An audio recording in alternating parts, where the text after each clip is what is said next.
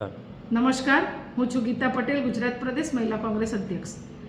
આજે મારે તમને કહેવું છે કે છેલ્લા 3-4 દિવસથી જે ગુજરાતની અંદર પોલીસ પરિવારો દ્વારા વિરોધ થઈ રહ્યો છે, તો મારે એમ કહેવું છે કે પોલીસ પરિવાર વિરોધમાં ઉતર્યું છે એ શા માટે ઉતર્યું છે ભાઈ? શું એમને આ માન્ય છે કે દારૂ વેચાય, જુગારના અડ્ડા ચાલે, ડ્રગ્સ વેચાય અને તમારા પરિવારના દીકરાઓ આ દૂષણનો ભોગ બને? શું તમે એવું ઈચ્છો છો? તમારા પટ્ટા ઉતારી દેવાની જે વાત કરી છે એ જિગ્નેશભાઈ મેવાણીએ એકલાએ થોડી કરી છે. ભૂતકાળમાં ભાજપના ધારાસભ્યએ હીરાભાઈ સોલંકીએ પણ કરેલી હતી. ત્યારે તમે લોકો કેમ આંદોલન નહોતા કરતા? ત્યારે તમે લોકો કેમ રોડ ઉપર નહોતા આવ્યા? અને આજે જ્યારે વિપક્ષ બોલી રહ્યો છે ત્યારે તમને પેટમાં ખૂંચે છે. એટલે મારે એમ કહેવું છે કે એ અમે કંઈ ખોટું બોલ્યા નથી. જિગ્નેશભાઈ જ્યારે જન આક્રોશ યાત્રામાં પબ્લિકે રજૂઆત કરી, ત્યાંની મહિલાઓએ રજૂઆત કરી, ત્યાંની મહિલાઓએ હાથ જોડીને કહ્યું કે ભાઈ અમને બચાવો, આ જુગાર, દારૂ અને ડ્રગ્સના જે અડ્ડાઓ ચાલી રહ્યા છે એનાથી અમારું યુવા ધન બરબાદ થઈ રહ્યું છે. કેટલીક યુવાન દીકરીઓ અમારી વિધવા થઈ રહી છે. કેટલાક અમારા યુવાન દીકરાઓ નશાના રવાડે ચડી અને ખરાબ ચોરી ડકેટી કરતા થઈ ગયા છે. કેટલાક ઘર બરબાદ થઈ રહ્યા છે. અને આ બધી રજૂઆતો સાંભળ્યા પછી જિગ્નેશભાઈએ પોલીસ તંત્રની અંદર જઈને રજૂઆત કરી હતી. શું આ રજૂઆત કરવાનો હક નથી, અધિકાર નથી? લોકતંત્રની અંદર દરેકને બોલવાનો અધિકાર છે. અને ગૃહમંત્રી એમ કે ભાઈ આ નહીં ચાલે, એમને તો શરમ આવવી જોઈએ. એમને આ વાત સાંભળી અને એને સપોર્ટ કરવો જોઈએ.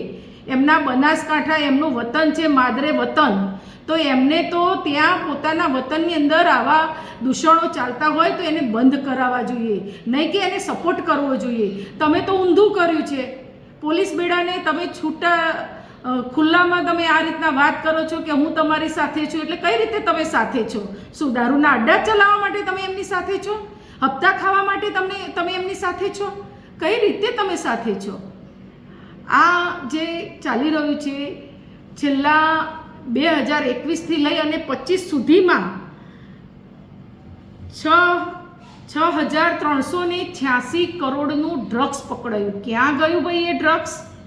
આટલા કરોડો રૂપિયાનું ડ્રગ્સ પકડાયું તો બીજું કેટલું ગુજરાતની અંદર ડ્રગ્સ ઘૂસી ગયું હશે? તમે વિચાર તો કરો.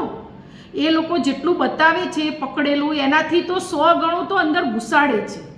અને ગુજરાતની અંદર નાનામાં નાનો એક કોલેજ કરતો યુવાન, જે એની ઉંમર પણ સરખી થઈ નથી, એને સંસાર શું એ ખબર નથી, દુનિયા શું એ ખબર નથી, અને એ વ્યસનના રવાડે ચડી ગયો છે.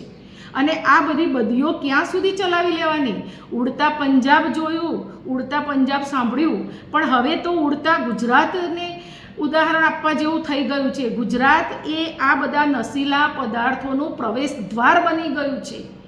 કંડલા પોર્ટ ઉપર, બંદરો ઉપર જે ડ્રગ્સ ઘુસાડવામાં આવી રહ્યું છે ખુલ્લેઆમ, એના ઉપર કોઈ સજા થતી નથી. એને પકડવાનું ખાલી જાહેરાત થાય છે, પછી એનું શું થયું એ તો કંઈ કરવામાં આવતું જ નથી.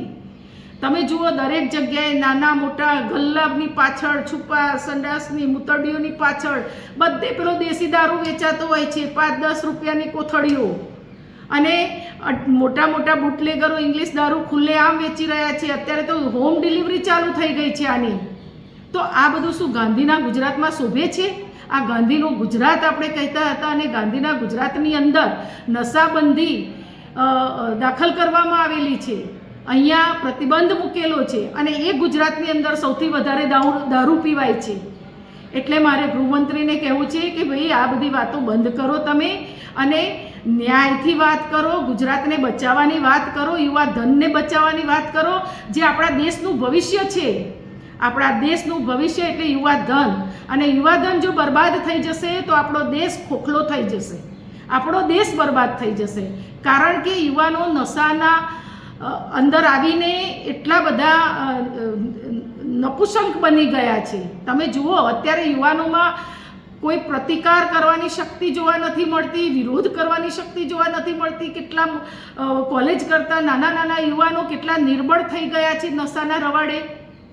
એટલે પોલીસ તંત્રને આ બધું એમના માથે લેવાની જરૂર નથી. જે લોકો જે પોલીસ તંત્રની અંદર જે અધિકારીઓ જે પોલીસ અધિકારીઓ સારું કામ કરે છે એને અમે સલામ મારીએ છીએ કે અને અમે એમને પ્રોત્સાહન પૂરું પાડવા માગીએ છીએ કે ભાઈ તમે સારું કામ કરો છો, અમને તમારાથી વાંધો નથી. પણ જે નીચેથી લઈને ઉપર કમલમ સુધી હપ્તા પહોંચાડવાનું કામ કરે છે ને પોતાના ખિસ્સામાં હપ્તા ગાળવાનું કામ કરે છે અને એક કમાણીનું સાધન બનાવી દીધું છે, એમના માટે આ જિજ્ઞેશભાઈ બોલ્યા છે. અને એટલા માટે આજે આ મહિલા કોંગ્રેસ પણ આખા ગુજરાતની અંદર આજે પ્રેસ કોન્ફરન્સ દ્વારા આનો વિરોધ કરી રહી છે અને આવેદનપત્ર આપીને પણ આનો વિરોધ કરવામાં આવ્યો છે. અને આવનારા સમયની અંદર જો આ બધીઓ દૂર કરવામાં નહીં આવે અને આના ઉપર પ્રતિબંધ મૂકવામાં નહીં આવે તો અમારે રોડ ઉપર ઉતરવું પડશે, મહિલાઓએ રેડ પાડવી પડશે, એવા દિવસો આવી ગયા છે.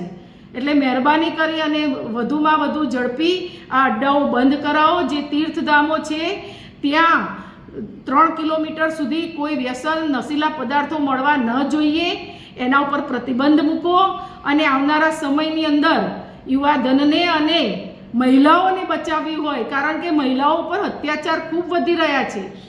યુવાનો નશામાં આવી અને અત્યાચારો કરી રહ્યા છે. આ જે બનાવો બની રહ્યા છે ગુજરાતની અંદર, બળાત્કારના આટલા બધા બનાવો બની રહ્યા છે. તમે જુઓ, હમણાં 2 દિવસ પહેલાં જ પેપરમાં આવ્યું હતું કે દિવસના 206 કિસ્સા નોંધાય છે મહિલા ઉપર અત્યાચારના ગુજરાતની અંદર. તો તમે વિચાર કરો કે ગુજરાત ક્યાં જઈ રહ્યું છે. મહિલા સુરક્ષાની વાતો તમે કરી રહ્યા છો, પણ મહિલા સુરક્ષાની જગ્યાએ મહિલા ઉપર અત્યાચારો વધી રહ્યા છે. તો આ બધું વિચારવાનું છે અને આ બધું બંધ કરાવવાનું છે. એના માટે આજે મહિલા કોંગ્રેસે મજબૂર થઈ અને પ્રેસ કોન્ફરન્સ દ્વારા આવેદનપત્ર આપીને અને આવનારા સમયની અંદર રોડ ઉપર ઉતરવાની તૈયારી બતાવી છે. અને આવનારા સમયની અંદર મહિલા કોંગ્રેસ મહિલા રેડ પાડી અને દારૂના અડ્ડાઓ, જુગારના અડ્ડાઓ અને ડ્રગ્સ જ્યાં જ્યાં વેચાય છે એવા સેન્ટરો ઉપર મહિલા રેડ પાડવાનું કામ કરશે. Thank you.